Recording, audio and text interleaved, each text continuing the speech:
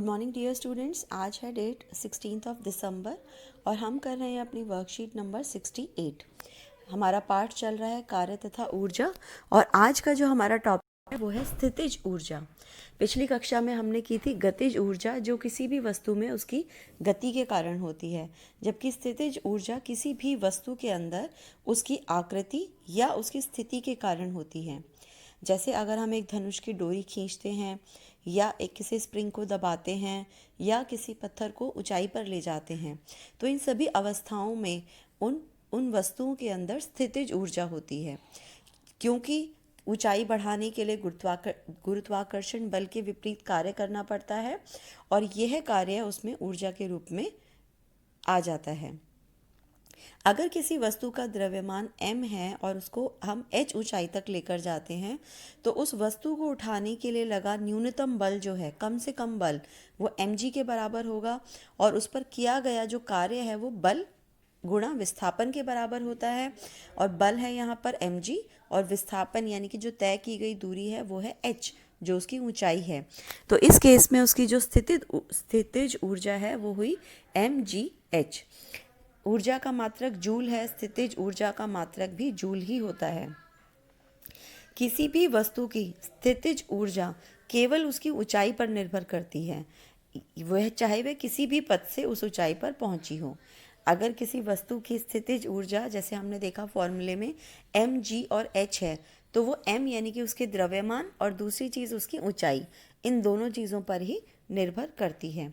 जब कोई वस्तु ऊपर से नीचे की ओर गिरती है, देखिए हम यहाँ पर इस डायग्राम में देखेंगे, जब कोई वस्तु ऊपर से नीचे की ओर जाती है तो उसकी जो स्थितिज ऊर्जा है वो गतिज ऊर्जा में परिवर्तित होती रहती है, और जब वो पूरी तरह से नीचे आ जाती है तो उसकी पूरी की पूरी स्थितिज ऊर्जा जो है वो गतिज ऊर्जा में बदल जाती है।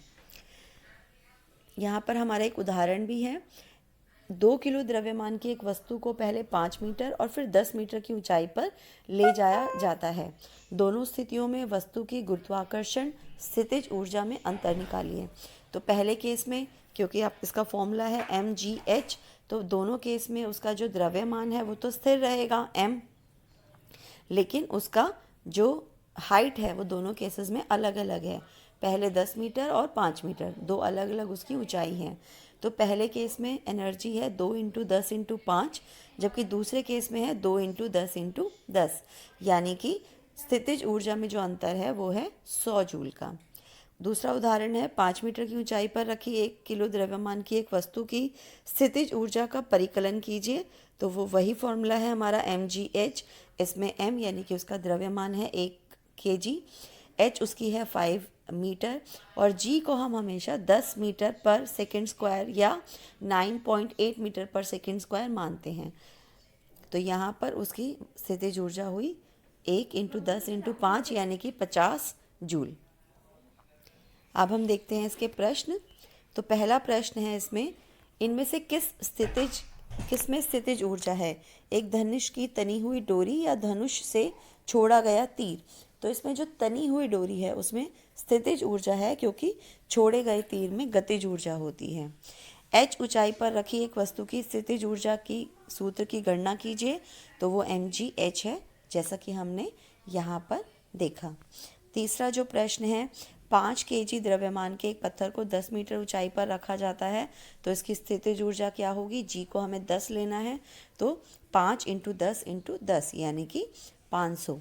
किसी वस्तु में स्थितिज ऊर्जा के 3 उदाहरण लिखिए।